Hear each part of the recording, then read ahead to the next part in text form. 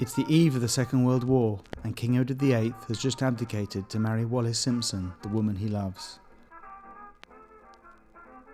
But the new monarch, George VI, father of the present Queen, is cursed with a crippling stammer that turns even the simplest conversation into a terrible ordeal. How can he inspire confidence in his countrymen when he can't even speak to them? In this grave hour, perhaps the most fateful in our history. So begins the story of the unlikeliest of friendships between Lionel Logue, a self-taught Australian speech therapist, and the reluctant king, who with Logue by his side would lead Britain through the darkest days of its history.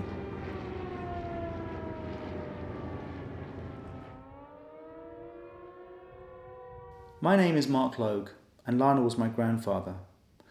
Last year, I set out on an incredible journey to find out more about him. I rediscovered his diaries, which had lain locked in an attic for 50 years, as well as letters written to him by the king.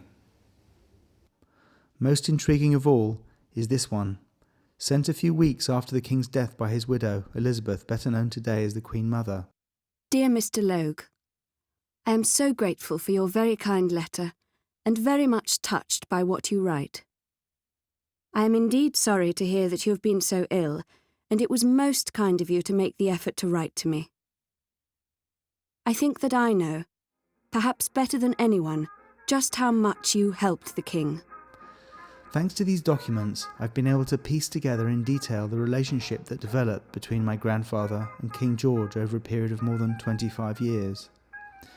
It's one of the great untold stories of the British monarchy in the 20th century, and now you can read all about it in the King's Speech, How One Man Saved the British Monarchy by me, Mark Logue, and London Sunday Times writer Peter Conradi.